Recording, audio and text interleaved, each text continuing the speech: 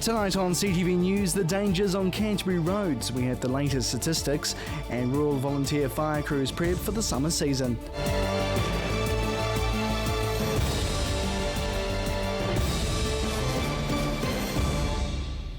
Kia ora, good evening. Rustley Road's the most lethal stretch of tarmac. March is the worst month for crashes, and Thursdays between 4 and 8 p.m. is the most dangerous time to be on the road. They're the latest statistics from the Canterbury District Road Risk Profile. The report shows Canterburyans are more likely to wear seatbelts, but also to speed in rural areas. Canterbury had higher traffic offences than the rest of the country, and Rustley Road is the 14th most dangerous road in New Zealand. The report also shows more than 800 people died on Canterbury roads between 2010 and 2014, with close to half of crashes happening in the city. Alrighty, to today's other news now. Rural fire crews are getting set for another hot and dry summer, with the fire season taking hold in Canterbury. But how prepared are our volunteer forces? Fire restrictions are in place for many areas throughout the region. The Waimakariri district has already enforced them. We are in a restricted fire season, which means that fire permits are required for all fires in the open. We are on the verge of going to a total fire ban. Temperatures have soared in Canterbury during this week, the first of summer, and rural fire crews are getting prepared. Things are getting dry out there. You know, the grass curing rate is probably up to about 70% in some areas now, and that's going to lead us into the next trigger points. A prohibited fire season has already been declared today for the Selwyn district, with vegetation being dry prompting a risk to fire breakouts. But it's not just Canterbury's typical summer weather. El Nino's also on their minds. So this is a reasonably serious one. Everyone reads about El Nino and they say, oh, you're in for a good one, you're in for a good one. My reply to that is that'll be a normal Canterbury summer, reasonably unpredictable. We get hot, we get dry. They're also calling for more volunteers. We probably have 50 odd at the moment, and we could probably do with another 10. We've found with some of the fires that we've had, our resources are depleted very quickly. You know, we have enough for perhaps the first shift. Moving into the second and third shifts, we're having to call for outside help. But Shepherd has one message. If people are sensible about fire, we won't have any problems. It's only a matter of time before bans are put into action for more of the region. Decisions on Riccarton Road are at a standstill, with committee members today stalling on a final decision. Chelsea Daniels reports. Council staff are recommending to fast-track process on Riccarton Road, fixing underground infrastructure as well as above ground at the same time. But the Infrastructure, Transport and Environment Committee couldn't reach a final decision today, with Deputy Mayor Vicky Buck requesting more investigation into the work be done. We've asked for a more detailed report on what the options are before a final option is decided. Mr Morris says even though the committee does have power over the process, they felt the decision best be made by the council. We'll just see what happens out of that report, but staff are definitely favouring doing the whole project in one hit. The committee believes that if the project is completed as a whole, disturbance to the community will be minimal. If the underground services need to be fixed like they are, they're 15 years past their use-by date now, and those pipes could fail at any time, so it really has to be done. So we might as well do just one lot of disruption once and do the whole job all in one hit. Unit Manager of Assets and Networks for the Christchurch City Council, Chris Gregory, says parts of one of the busiest roads in Christchurch are reaching the end of their life. And he does agree it's important to make the process as quick as possible. We're taking the opportunity to do all 4 bits as one project. So join up and do it in short sections of the road so we can do one pass, complete all the works and get out of everybody's hair. Reports brought to the committee regarding the state of the popular road created fears the road could collapse. However, Mr Gregory ensures the technical jargon in the report does not allude to a total collapse, but to weakening of pavement and the lifespan of piping. I think it's a technical reference, using the word collapse. I mean, the pavement will deteriorate. No, it won't collapse in the normal sense of the word. Chelsea Daniels, CTV News. A new mural has been unveiled in the central city today, coinciding with the International Day of Persons with Disabilities. Chelsea Daniels was amongst the celebrations. A new mural was unveiled today in celebration of the International Day of Persons with Disabilities. The mural, which represents this year's theme of Inclusion Matters, was created by a group of young people of all abilities and now holds a prime position outside the Metro Sports Facility site. The Canterbury Earthquake Disability Leadership Group is a disability community collective advocating for 100% accessible Christchurch rebuild. And co-founder Ruth Jones says the aim of the group is to make Christchurch a city for everybody. We want to ensure that a city being built is accessible for everybody, whether it's disabled people or mums with prams or a whole range of people, elderly people, but also tourists who may have mobility needs. Ms Jones says the group was formed after knowledge the current legislation is rather lax in regards to accessibility. We know our legislation is for minimum standard and we're really pushing for best practice. And we know that there's a gap between minimum standard and best practice, but we know that people will be committed to ensuring the city is accessible. Minister of Disability Issues Nikki Wagner says it's an exciting time for accessibility in Christchurch.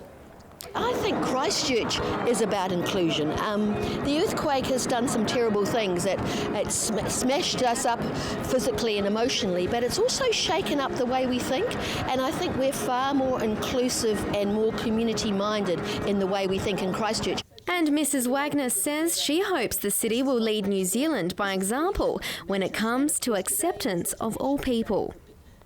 When I was given the job by the Prime Minister to be the Minister, I said, oh, what does that mean? Because it wasn't something that was in my mind. He said, you're rebuilding a city and I want it to be the most accessible city in the country. And that's what we're aiming to do.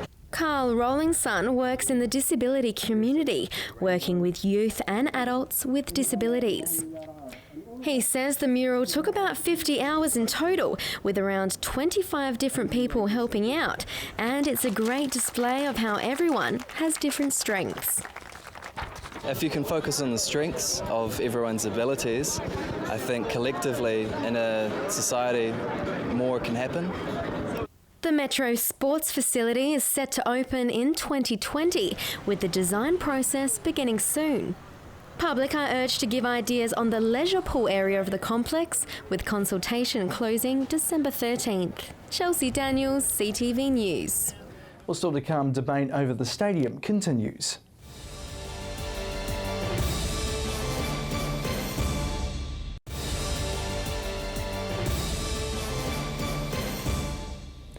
Welcome back to CTV News. The Canterbury Rugby Football Union believes the organisation has the right to ask ratepayers if the controversial stadium should go ahead, amidst questions from a Christchurch City Councillor.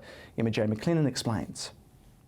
The controversial stadium plans for Christchurch have sparked debate this week. City Councillor Jani Johansson yesterday criticised the Rugby Union for starting a survey on what the public wants done with the stadium rebuild. Today, Rugby Union boss Hamish Riak responded. I mean, he's entitled to his view. We, however, believe that we're entitled to understand what a community thinks as well. And the whole purpose of the research was very much to try and put a really robust piece of questioning into the community where we would actually find out the answer around how people feel about the stadium. It is slated to build in 2021 at a cost of $470 million, the majority taxpayer money. What the Rugby Union is looking to find is a concrete answer on what the public wants, how much of a priority it is, when it should be built, and what it should look like. We're going to wait until we get the answers in, and then we'll be considering where to next once we get all that information in. But it's a complex piece of work. It's been really robustly designed. We think we'll get some early indications maybe in about a month, and it'll spill into the new year before we actually have some real information. Yesterday, Councillor Johansson said the stadium was not financially viable, and he also argued it makes no sense to go in direct competition with the likes of Dunedin Stadium. But for Riak, that's not a viable argument. New stadium's not a really outrageous idea. I mean, every city in the world has one. Every community values events for their citizens to enjoy.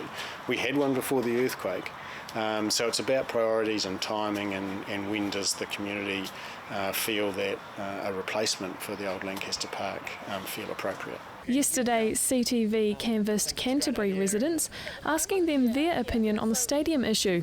There was a real mixed bag of responses, but most felt very passionate one way or the other.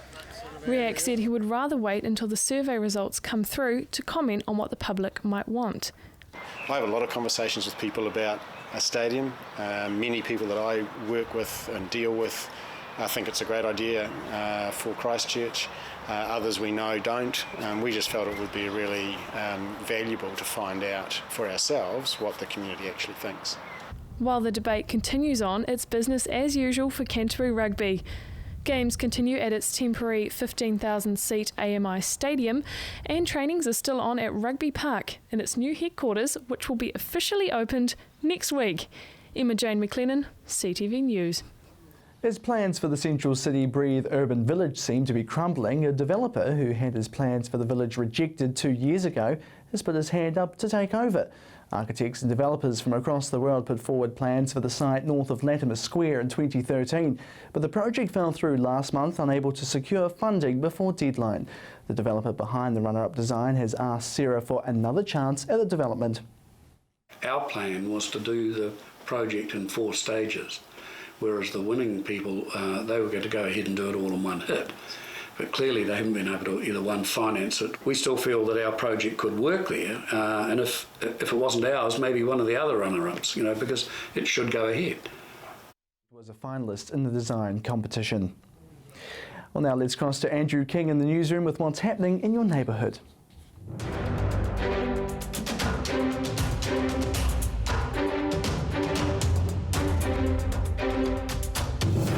Thanks, Jared.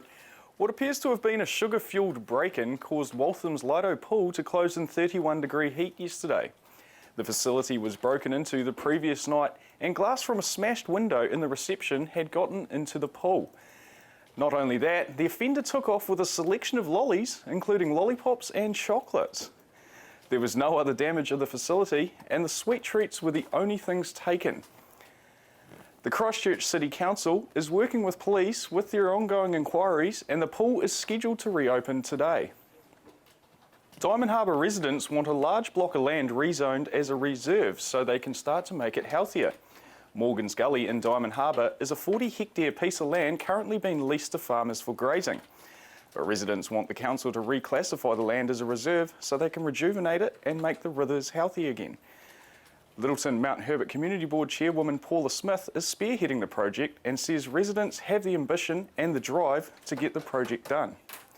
She will present her notice of motion to the council in today's meeting. Littleton residents won't go without a library while it's being repaired, thanks to a community effort. The library on the corner of London and Canterbury Streets will be closed for February for earthquake-related repairs. The Trinity Hall in the Littleton Recreation Centre will be used as a temporary library after it was identified as the best alternative by a working group.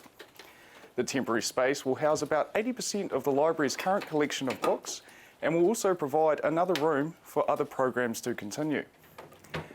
No stopping lines have finally been painted outside Cashmere View Retirement Village. The Spraydon Heathcote Community Board asked the council to paint the lines to improve visibility. But in October, contractors misinterpreted the map and painted them in the wrong place on Rose Street outside Cashmere View Street. The incorrectly drawn lines will remain, however, because they prevent people parking near the intersection, which is illegal anyway. A Lincoln High School water monitoring project has been given a $4,800 boost. The money was donated by Caltex as a part of your Fuel Your School promotion. The Royal Society of New Zealand and Caltex run the promotion to provide funding for school science, technology, engineering and mathematics projects. The funds will be used to buy scientific equipment to collect data on the local waterways around Lincoln. Lincoln was around 27 schools from around New Zealand, chosen from among 220 applicants to receive a share of the national funding pool of $100,000. An inspiring Hornby High School student, Melanie McFarlane, has been recognised for her efforts in helping young people develop in the community. The Year 13 student was awarded the Young Totra Rotary Award by the Hornby Rotary Club. The award recognises her contribution as a prefect to Hornby High School and for her outstanding work in the community.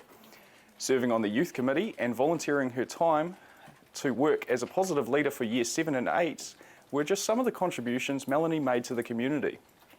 From the newsroom, I'm Andrew King.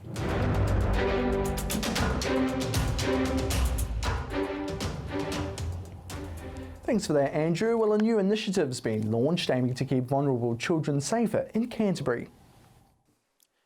Child safety is at the core of the new Canterbury Children's Team, which aims to bring together key services in the health, policing and social development sectors to help protect and nurture children.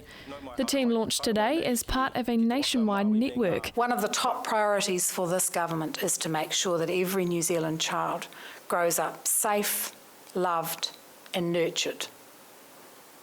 That's what we all expect for our children, and we should expect no less for every other child. While the team is a new initiative, it was stressed that it is not a new service. This is not about putting something new into the system. This is about making sure that the people who need the services actually get the services that are provided when they need them.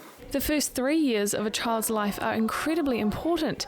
It's the time where healthy brain connections need to be made, and abuse or neglect can create irreversible damage. It's essential that children can be helped by the service no matter where they are, Ms. Dalzell said, recounting an experience where she was shown the brain scans of 2 3-year-old children. One, the child brought up in a loving, nurturing environment, and the other, the child of neglect. The scale of the difference in size between the two has actually always haunted me. I'll never, ever forget that image. We heard the same story about the effect of abuse, and also the same story about the effect of living in an abusive environment, even if the abuse wasn't directed at the child. It's expected the team will work with about 1,300 vulnerable children and their families within the first couple years, with 62 professionals already to assist them. While it will begin in Christchurch, plans are already in place to extend the service to Kaiapoi, Rolleston and the rest of Canterbury by the end of next year. And it's everyone's responsibility to make it work, according to Ms. Dalzell. We are all responsible for ensuring that children are raised in a city that doesn't just talk about family values, but actually values families and children. We cannot sit on the sidelines and blame individual families. If we don't care, they will never learn to care. As it was often stressed at the opening today, children are our future. We need to make sure they get the best start possible. Emma J. McLennan, CTV News. We're still to come here on CTV News, Sport and your region's weather.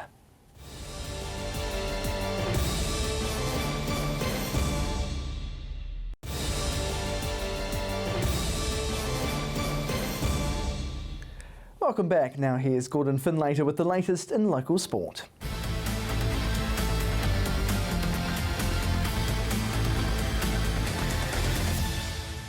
Well, naturally as Cantabs, there's nothing we enjoy more than getting one over the Aucklanders. A trio of local tennis players, as well as another southerner from Queenstown, have become the epitome of this, and now they're looking to complete the job tomorrow night. Meredith brothers Matt and James, along with Connor Heap and Ricky McLaughlin, all play for Cockle Bay Tennis Club, now also known as the South Island team in Auckland's interclub competition. Yeah, well, we've got James and Connor from Christchurch and Ricky McLaughlin coming up from Queenstown, so all of them play in the Christchurch interclub competition, so from the 3 top clubs. So Connor plays number 1 for Aomari and Ricky number 1 for Elmwood and James number 1 for Cashmere. So yeah, we all sort of get together on a Friday night and go up there and try and play the North Islanders. So been going good so far, so hopefully get one more. Well, I mean, we're only 4th from the South Island that are playing, and we're all in the same team, and it's just, yeah, it's definitely it's fun going up there and taking out all these big guys that play for Davis Cup and stuff. It's good fun, yeah. The team has had a perfect season to date, qualifying for tomorrow's final in top spot, making the trip north each week to consistently pip their northern rivals, who acknowledge the southern element. Yeah, a little bit of banter with that a little bit of carry on with that. So it's good though. I think they appreciate it. The top guys coming up from South Island mixes up their competition a bit and strengthens the comp. So yeah, but we do get a little bit of stick from them. Yeah. Usually flying up first thing on a Friday, the competition also has a strong social element for the side. Yeah, we get along so well. We'll fly up and we'll get in the Honda, this big Honda, and we'll just play some music and just drive around, just have a few coffees, and I get a day off school and we all socialise. It's a lot of fun, especially when we're winning. We haven't lost yet, so. Tomorrow's opposition won't be taken easily, with Blockhouse Bay accounting for favourites Parnell last week, who feature the country's top 2 singles players. Blockhouse feature Davis Cup rep Artem Sitak, who Cockle Bay #1 James Meredith will be looking to defeat for the 3rd time in as many weeks.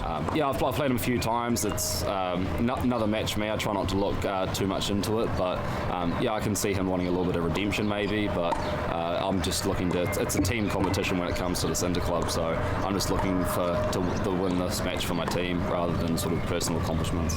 And if the travelling Cantabs can get their hands on the title this weekend, they'll be sure to let the locals know about it. Yeah, I think we were definitely underdogs. No one thought we'd probably make the final. It's usually Blockhouse and Parnell.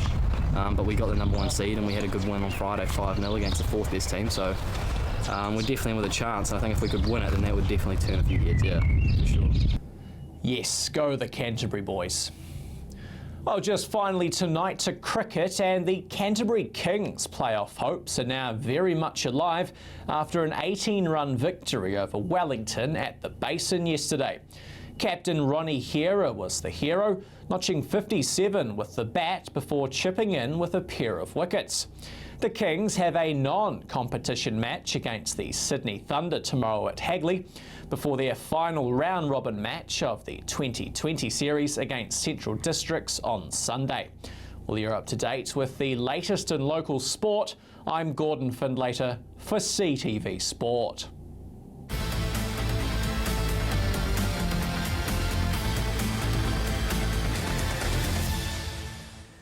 Thanks for that, Gordon. Now here's Mercy with your region's weather forecast. Thanks, Jared. Today was a little bit cloudier out there. We did see those northwesterly winds, though, warming up the temperatures, so still in the high 20s for some places. Very humid and muggy.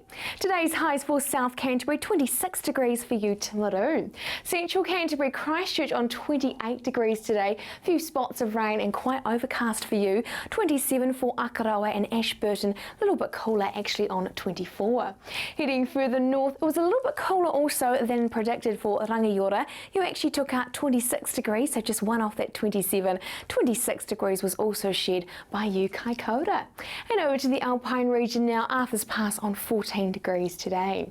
Looking ahead for tomorrow, expecting a lovely, dry, fine day. Northeasterly winds for you, Timaru, with 22 as your expected high. Ashburton, you can look forward to that sunshine again as well. 24 for you there, and northeasterly winds freshening that afternoon. 9 for that overnight low. The Garden City, going to be a nice Friday, great way to end that working week again. 22 degrees for your high there and 9 for that morning start. Looking ahead for Kaikoura, you can also expect a sunny day, but a high cloud in the morning for you, but that will be burning off as the day goes on, and 20 degrees for your expected high. Looking ahead for the rest of the Canterbury region, South Canterbury, northwesterly winds for you, Twizel, 25 degrees with lots of sunshine. Central Canterbury, quite a bit of sunshine here as well. A few cloudy patches here and there though. 23 for Akaroa and Darfield, and 22 is the high for Leaston. Heading further north, we're also expecting a dry one for your Friday. 25 degrees for you, Hamner Springs, and 23 for Amberley, 22 for Cheviot. Over to the Alpine region now, lovely hot sunny one for Lake Tekapo, 24 degrees with northwesterly winds. Looking ahead to the weekend, Saturday is looking fine and sunny with quite blustery northwesterly winds, especially for inland places. However, Saturday evening we could be seeing a bit of a southerly change. 25 degrees is the high though for Ashburton. On Sunday, that southerly change from Saturday evening will be continuing on to Sunday morning, unfortunately. Could be a few showers with that and cooler temperatures on Sunday. Hopefully hopefully remains dry though for that sand parade in Christchurch. On Saturday, those northwesterly winds again, they could be quite strong for inland places, so watch out for those, but a mostly sunny day with light winds later on. However, they will be turning southerly, could be a few showers with them. On Sunday, showers in the morning, unfortunately, as I mentioned before, but it should be dry and fine in the afternoon and evening. However, quite a bit chillier on Sunday than it has been. So over the next few days, Friday is looking beautiful and sunny. Saturday is also looking like there'll be a bit of sunshine in the morning. However, that southerly change in the evening and lasting till Sunday morning. Hopefully it doesn't rain on that parade though. That's your update for Thursday.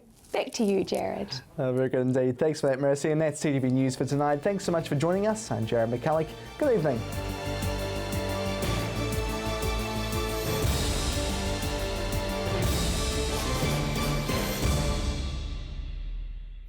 Supporting local content so you can see more of New Zealand on air.